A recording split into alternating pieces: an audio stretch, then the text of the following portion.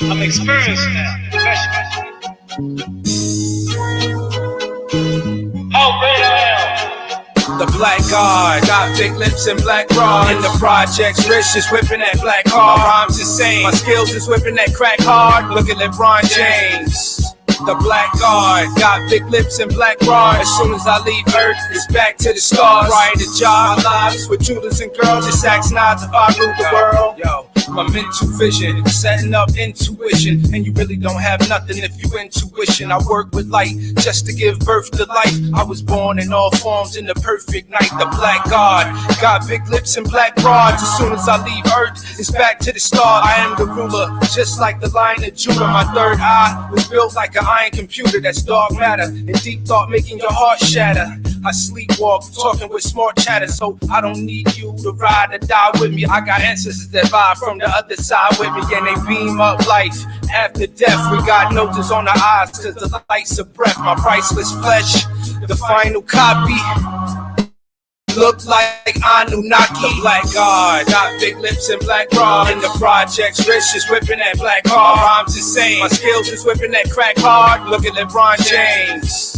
The black guard, got big lips and black bras. As soon as I leave Earth, it's back to the stars. Prior to job, my lives with Judas and girls. Just ask nods if I rule the world. Yo, the black guard, got big lips and black bras. In the projects, rich is whipping that black hard. My rhymes insane, my skills is whipping that crack hard. Look at LeBron James, that nigga's a black guard. And you wonder why we spit lead, just the whole reps. Niggas got big heads like Olmecs. Way that I'm writing is more than vain. This is the age of enlightenment. We the Moors in Spain. Now that your honor, I pray to a black vagina. Even the Pope prayed to the black Madonna. In the sun, I shine as bright as I be. I'm the greatest of all time, like Muhammad Ali. And when I die, baptized in the fire, only fly at night, black skies are higher. Prior to job, my lives with Judas and girls. Just ask nods if I ruled the world, rubies and pearls. The black guard, got big lips and black bras. In the project, rich is whipping that black car. Rhymes is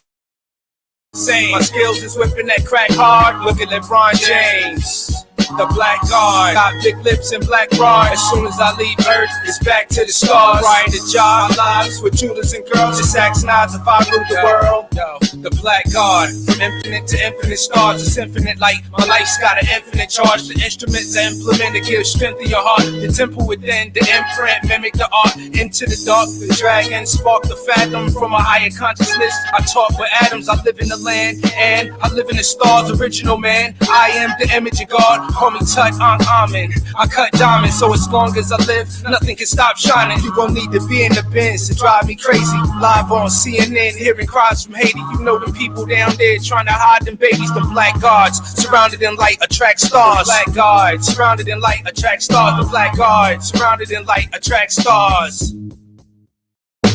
I told you, all of my critics, I told you all that I was the greatest of all time.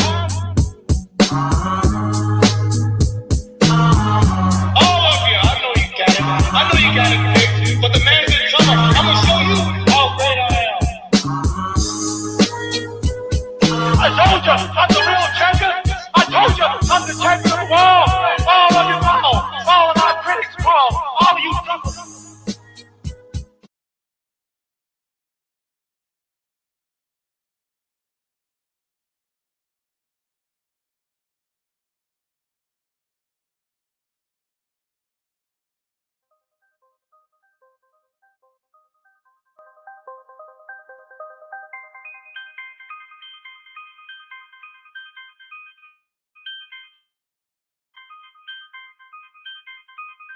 Invader, this is for the invader. Invader, sitting home the invader. All praises to the Most High. All praises to the Most High. All praises to the Most High. Give them all praises. Give them all praises. Where the fuck am I going? Who the hell could I be?